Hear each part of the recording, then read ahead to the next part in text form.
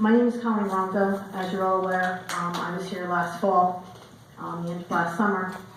And one of my major concerns when I first came here was what was going on at that shelter. I had actually gone and spoken with Captain Mandola. Colleen, do me a favor, just pick the mic up a little bit, I'm sorry. Yeah, that's great. What's that?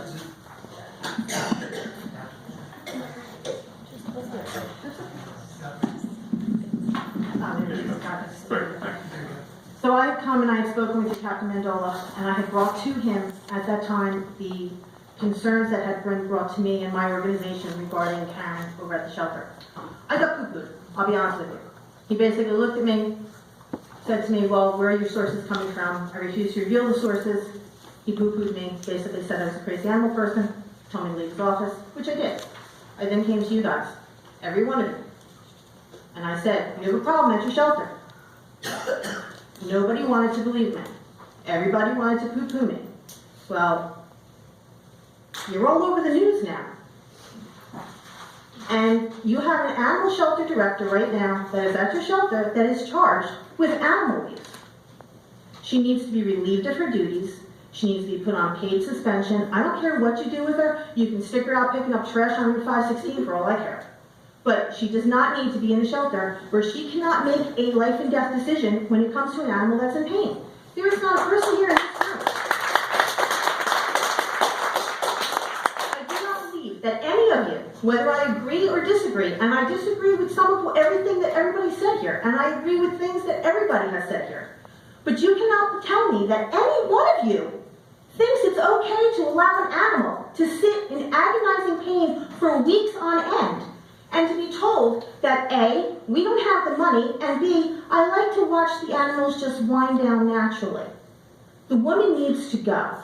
If she doesn't go, you're going to continue to have problems, you're going to continue to be in the news, you're going to continue to be on TV, the radio, whatever. It's a shame. I came to you people 6 months ago and told you, and nobody wanted to believe me. Do you believe me now?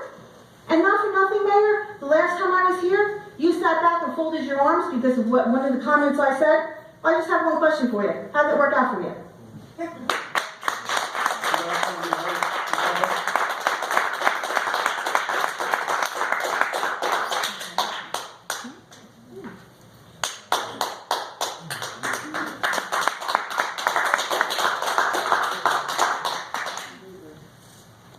Lorraine Healy from Husky House on 34. First, I want to thank the mayor for supporting TNR. I've seen it work in numerous towns in New Jersey and all throughout New York City. We opened up our rescue here 5 years ago, and we are very supportive of all the animals that are throughout the town of Old Bridge. And we would also be willing to participate in the TNR program as well and provide spay and neuter free of cost to the town. Intact animals are a nuisance. Intact cats are going to come into your driveway and they're going to pee in your flower bed. But if they're fixed, they're not going to do that. They're not going to bother your residents. I mean, these animals, these cats are.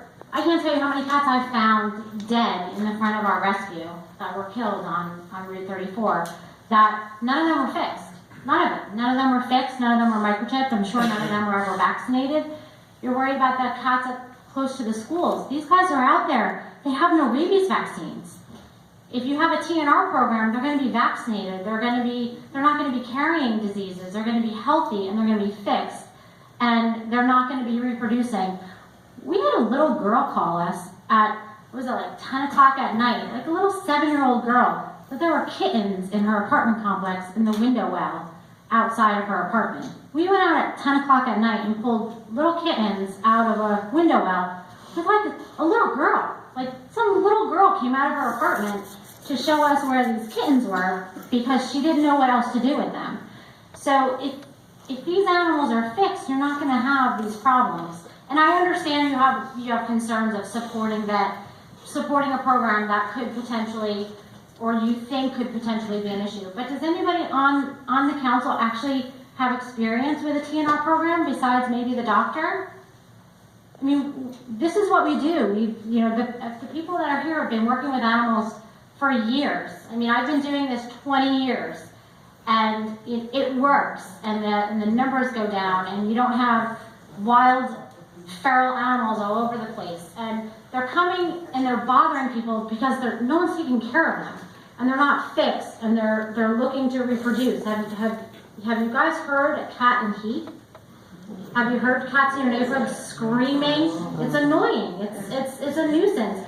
If you start this DNR program, you're not going to have that anymore.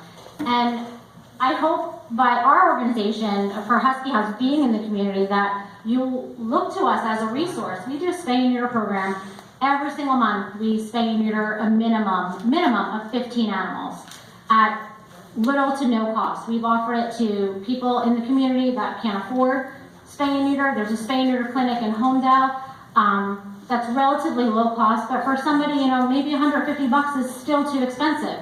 We do it for them for free. And we offer that every month. It may be 5 spots one month, it may be 10 one month, it may be one month. Whatever we have available, we offer that to anybody in the community. So I hope you guys, the next town council meeting, will get this program started, and I hope that you will allow us to help you. And whatever caretakers you do bring on to run these colonies, and the caretakers will reach out to us, and I hope that we can help them. Evelyn.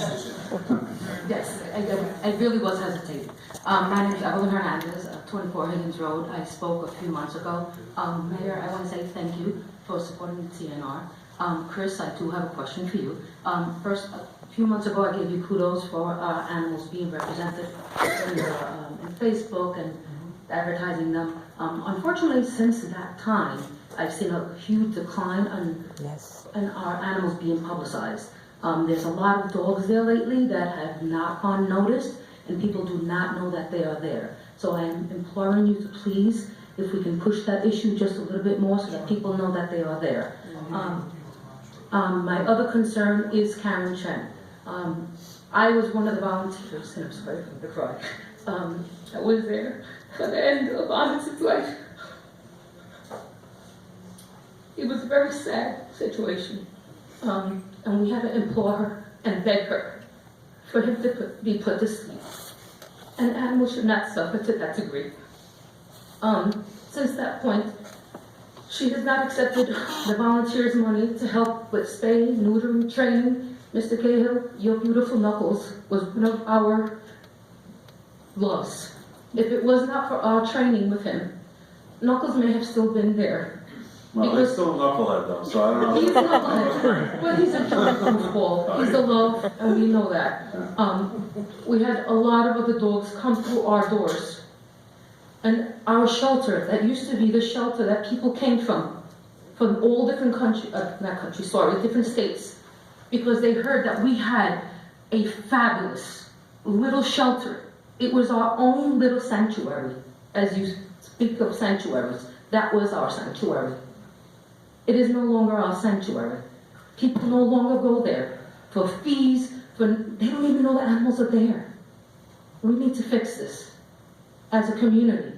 When News 12 brought up our shelter, I cannot even begin to tell you the number, the texts, the calls. Everyone tell me, Evelyn, isn't this your shelter? Isn't this?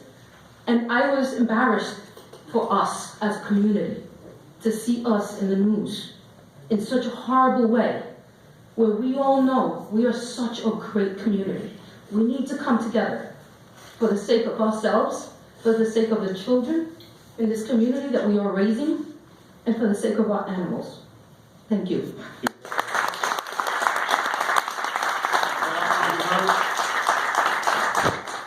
I'll close the public portion. Before we do the appointment. Township employee, it's not appropriate for council members to make comment or comment about it. Number one, she was never rights notice, which is required under the law. And secondly, there's a pending charges that were filed, and since it's a pending case, it also wouldn't be appropriate to comment on it. However, I would like to say that the facts, or I shouldn't say they're facts, statements made tonight are not completely accurate, and are not based upon the investigation the administration has conducted, do not reflect actually what occurred.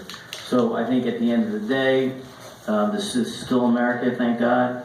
Though we'll be hearing But I think I feel confident that at the end of the day, that Ms. Chen would, she's being defended, but I think the facts are differently than as were espoused tonight. So it's not appropriate for council to comment on it because of the fact that she is not here, she is an employee, and there's a pending matter. So Can I just wanna make a that comment. statement? No. No, just, I didn't get to, can I just make one statement? Close the public portion, Okay. thank you. Okay, Okay, moving on to glad he was there. appointments. Moving on to appointments. Housing Authority, fulfill the unexpired term of original partner, public term